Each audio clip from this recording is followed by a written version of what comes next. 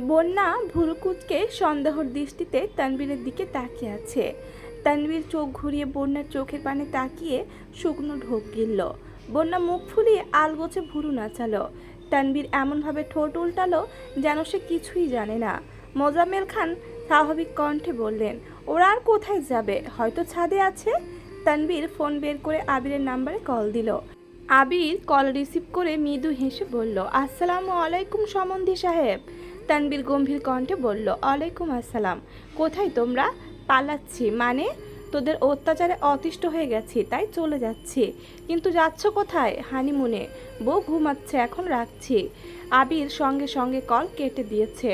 তানবীর ফোনের স্ক্রিনে তাকিয়ে চাপা নিঃশ্বাস ছাড়ল।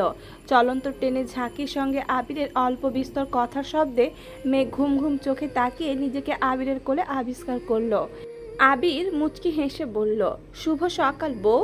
মেঘ আশেপাশে চোখ ঘুরিয়ে ভালোভাবে দেখে চিন্তিত স্বরে জানতে চাইল, আমরা কোথায় যাচ্ছি? কক্সবাজার। মেঘ প্রশস্ত নেত্রে আবিরের মুখের পানে তাকিয়েছে। আবির আলতো হাতে মেঘের চুলে হাত বুলিয়ে দিচ্ছে আর মিটি মিটি হাসছে। আবিরের দুষ্টমিপূর্ণ হাসি দেখে মেঘের স্নেহবঞ্চক প্রদর্শের একের পর এক আবেগপ্রবণ দৃশ্য মনে পড়তে শুরু করেছে। দীর্ঘায়ত গত রাত ছিল আবিরের অতৃষ্ণ অনুরাগ প্রকাশের রাত, নিজের অন্তর্নিহিত আবেগ অনুভূতি জাহির করার রাত। অব্যক্ত অনুভূতি প্রকাশে চুল পরিমাণ কঞ্জুসপনাও করেনি সে। প্রায় শেষ রাতের দিকে আবিরের সন্তপ্ত ভালোবাসা অন্ত ঘটে। শাওয়ার নিয়ে ফজরের নামাজ পড়ে আবির মেঘকে একটা হালকা বেগুনি রঙের শাড়ি পরিয়ে নিজের হাতে সাজিয়ে সযত্নে ঘুম পাড়িয়ে দিয়েছিল। সেই ঘুম ভেঙেছে এখন। মেঘের নির্বাক চোখের চাহনিতে আবির আচমকা ভুরু নাচালো। মেঘ লাজুক হেসে সঙ্গে সঙ্গে দু হাতে মুখ লুকিয়ে ফেলেছে। আবির অন্তত শীতল কণ্ঠে শোধালো, এখনো এত লজ্জা পেলে হবে?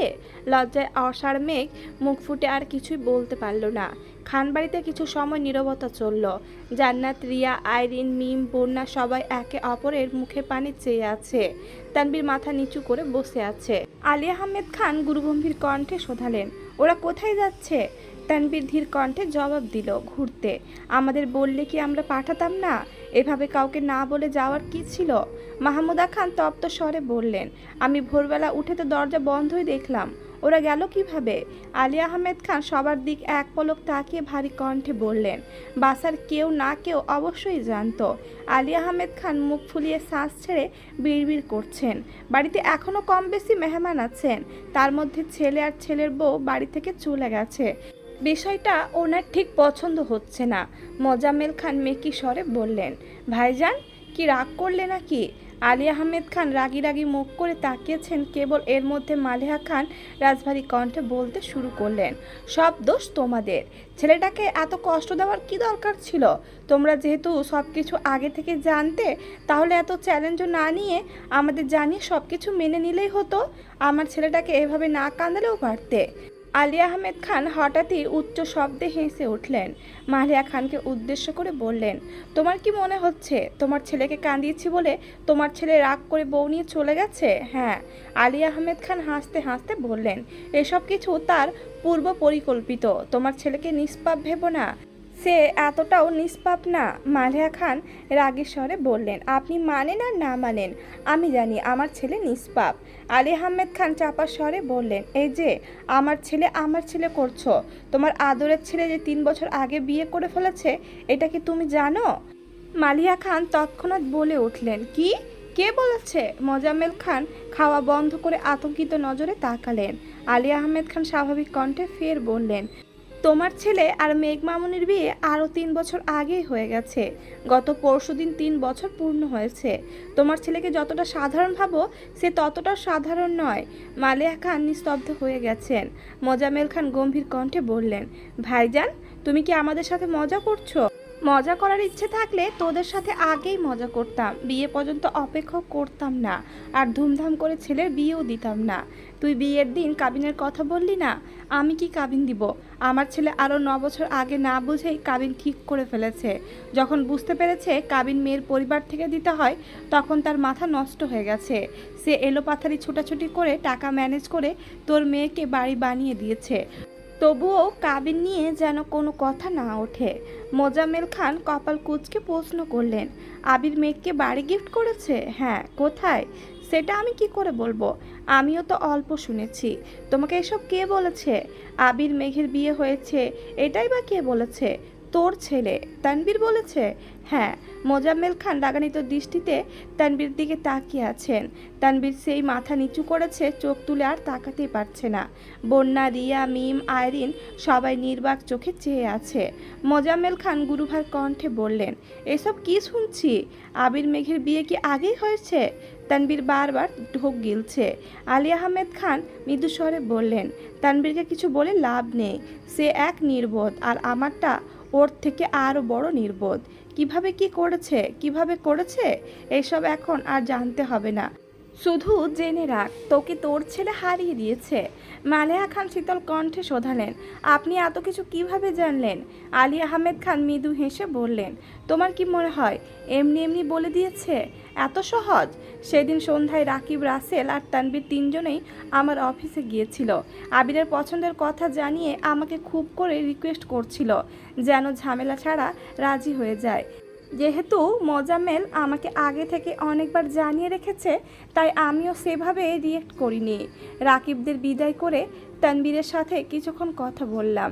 বিয়ে নিয়ে আমার কোনো সমস্যা নেই, শুধু বলেছিলাম মাসখানেক সময় নিয়ে বিয়ের আয়োজন করতে হবে। কিন্তু তানবীরের ঘুরে ফিরে এক কথা, বিয়ে করালে 3 তারিখই করাতে হবে। সে কারণ বলতে নারাজ। আমিও বারবার জিজ্ঞেস করতে লাগলাম। এক পর্যায়ে রাগ দেখিয়ে বললাম, সত্যি কথা না বললে এই বিয়ে আমি কোনোভাবেই মানব না।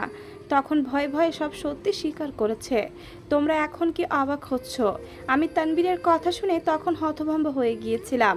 আমার ছেলের আস্পর্ধার কথা শুনে নিস্তব্ধ হয়ে গিয়েছিলাম। ওই পরিস্থিতিতে রাগ দেখানোর অবস্থাও ছিল না। তানবীরের সাথে হুটহাট সিদ্ধান্ত নিয়ে আবিরকে রাজশাহী পাঠালাম, কারণ ও বাসায় থাকলে পরিস্থিতি আরও বেশি খারাপ হয়ে যেত। আবিরকে পাঠিয়ে সঙ্গে সঙ্গে আমিনার বাসায় গেলাম। আমিনাকে আবিরের কথা জানানোর পর সে উঠে বলে, সে সব কিছু আগে থেকেই জানে। তোমরা বিশ্বাস করবে না, আমি তানবীরের কথা থেকে আমিনার কথায় বেশি অবাক হয়েছিলাম। আমি গিয়েছিলাম ওর সাথে আলোচনা করতে, কিন্তু ওর কথাবার্তা শুনে আলোচনা তো দূর, ওর বাসা থেকেই সিদ্ধান্ত নিয়ে আসছি বাসায় কোনো প্রকার আলোচনা ব্যতীত বিয়ে হবে, আর 3 তারিখই বিয়ে হবে। ইকবাল খান ধীর কণ্ঠে শোধালেন, বাসায় বিষয়টা জানালে কি হতো? বিয়েটা আমার সিদ্ধান্তে হচ্ছে জানলে তোমরা কেউ সেভাবে রিয়েক্ট করতে না, কিন্তু যদি একবার আবির মেঘের বিয়ের কথা সামনে উঠে যেত, তখন সবার আগে ব্যাগড়া দিত মোজাম্মেল আর সাথে ওর মেয়ে। এই জন্য তানবীর আগে থেকে বলে রেখেছিল যেন বাসায় বা আবিরের সামনে বিয়ের কথা না ওঠায়। এখন যেহেতু বিয়ে হয়ে গেছে আর ওরা বাসায়ও নেই, তাই তোমাদের জানালাম। মোজাম্মেল খান মুখ ফুলিয়ে রাগী স্বরে বললেন, আমি জিতে গিয়েও হেরে গেলাম ভাইজান। আলী আহমেদ খান ঠাট্টার স্বরে বললেন, তোকে আগেই বলেছিলাম এত খুশি হয়ে লাভ নেই, কারণ আজ নয়তো কাল তোর জিত হারে পরিণত হবেই। মোজাম্মেল খান মাহমুদা খানের দিকে তাকিয়ে ভারী কণ্ঠে বললেন, তুই কি এই কথাটা আগে বলতে পারতি না আমাদের? সাহস হয়নি ভাইয়া, অনেকবার বলতে চেয়েও বলতে পারিনি। ইকবাল খান তানবীরের দিকে তাকিয়ে রুষ্ট স্বরে বললেন, তোর এত সাহস হলো কিভাবে? তানবীর মাথা নিচু রেখে বলতে শুরু করলো, আপনাদের মধ্যে বন্ডিং খুব ভালো আর আমাদের বন্ডিং খারাপ নাকি? আমার ভাইদের জন্য আমি যা ইচ্ছে করতে পারি। আদি ঠিক কি না বল? আদি এতক্ষণ খাওয়ার তালে ছিল, কে কি বলেছে সেসব গুরুত্ব দেয়নি। আচমকা তানবীর প্রশ্ন করায় আদি না বুঝে সঙ্গে সঙ্গে বলে উঠল, একদম ঠিক। আলী আহমেদ খান মৃদু হাসলেন, তবে মোজাম্মেল খান রাগী ফসফস করছেন। তানবীর চুপচাপ উঠে গেছে। এমন সময় রাকিব অফিসের জন্য রেডি হয়ে নামছে। কিছু দিন যাবৎ আবির ব্যস্ত থাকায় রাকিবকে সবটা সামলাতে হচ্ছে। রাকিব নিচে আসতেই আলী আহমেদ খান ঘাড় ঘুরিয়ে রাকিবকে দেখে গুরুগম্ভীর কণ্ঠে ডাকলেন, রাকিব এইদিকে আসো। জি আঙ্কেল। তোমার বন্ধু কোথায় গেছে? রাকিব নির্দ্বিধায় জবাব দিল, কক্সবাজার। তুমি আগে থেকে জানতে?